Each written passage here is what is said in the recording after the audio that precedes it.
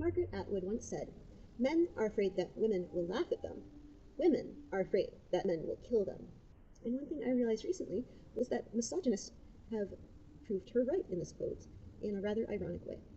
Now, first of all, I want to make clear, I am not mocking men who are sensitive.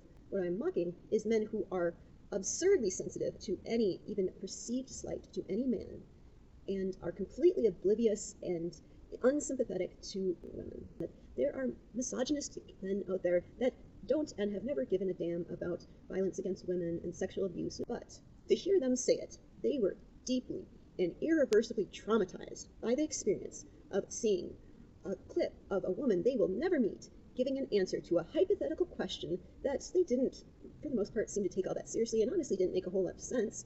Nevertheless, this woman did give an answer to this hypothetical question that involved a fictional man that they had a 1 in several billion chance of being, and in this answer had the woman trusting this fictional man that they could be less than they would prefer. And as we know, to the misogynist, the rights of fictional men are exponentially more important than the rights of flesh and blood, non-fictional women. They have made that clear, and because of this, I have no qualms about teasing them for it. But I think it's telling that their counter to this question was, would you rather tell your feelings to a woman or a tree? So people who are not violent, hypocritical misogynists know human beings, no matter what their gender, no matter if they pick the bear, no matter how they feel about men, have a right to not be harassed or abused or sexually assaulted. Whether they're in the woods, whether they're with friends, whether they're married, it doesn't matter. Every human being has a right to bodily sovereignty and to not be abused, harassed, or assaulted. What we do not have a right to is for people to react to our feelings in a way we would prefer. And here is one of the first differences I notice. It is true. It seems like they are more worried about men being embarrassed than they are worried about women being harmed, because this is what they consider to be a counter to the man versus bear question. I don't really see the purpose in telling your feelings to a tree, but it is safe, and it shows that the root, again, of misogyny is fear, is insecurity. And that doesn't mean that they don't actually hate women. They definitely do. Misogynistic men ultimately have a debilitating fear of women. That is the root of misogyny. They do not know how to handle women, especially strong and powerful and competent and intelligent women, except to control them, to use them, to punish them, to dehumanize them, to keep them down, because that's the only way that they feel safe. But at the same time, they rely on women for so many things, so they can't just eliminate women from their lives, because part of being a man is having access to women's bodies and benefiting from women's free labor and exploiting women for their emotional labor, for their physical labor, for their caretaking, and for all the ways that women benefit men's lives disproportionately. And mind you, it is not wrong that women do this for their partners. The problem is the imbalance of it all. The problem is the power differential. The problem is the entitlement that so many men become accustomed to, so much so that they become completely blind to how much they benefit from women. The root of the suffering of the male loneliness epidemic is men being without the support structure that women would bring to most men's lives.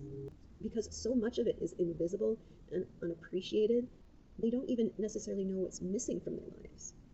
And of course, ideally, they would go to therapy and read books that make them question the gender roles that are enforced upon us and their expectation of women and what they bring to relationships and what a healthy relationship is. One thing I want to point out is that especially among the type of men that get very angry about women picking a bear, that is, men who adhere to more traditional gender roles and seem to have a lot more hostility towards women, they pick the bear too.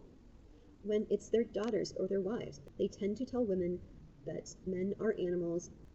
They tend to not trust men. They don't want their wives having male friends. They don't want their daughters dating. They pick the bear. Yet when women do it, it's a problem. So why is that?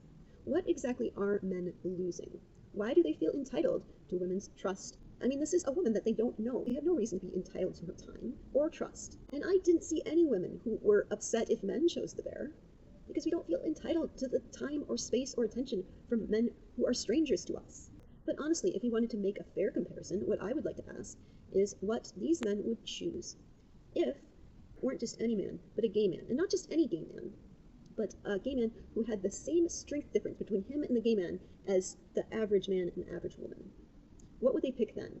And really, this isn't a fair comparison either, because for it to be a fair comparison, men would have to face the same risk from gay men as women face from men. If it were true that 1 in 5 men could expect to be raped at some time in their life by a gay man, then yes, that would be a fair question, but that's not the case. And just to be clear, gay men do not pose any significant threat to men as far as sexual assault. When men are sexually assaulted, it isn't usually gay men who are the perpetrators. It's opportunistic straight men, usually in a situation where these men would prefer to prey on women, but they are in a sex-segregated space like prison. And this is an example of how predatory men do hurt other men, because in the absence of women to victimize, a lot of these men will victimize other men, even if they're not gay. And I repeat, the majority of men who rape other men are not gay. But misogynistic men are not sympathetic to male rape victims. In fact, as people who tend to promote sexist stereotype, they are often the first ones to shame men, to tease men, to mock men, to dismiss their pain, to tell these men, if you didn't want to get raped, well, you shouldn't have picked the bear.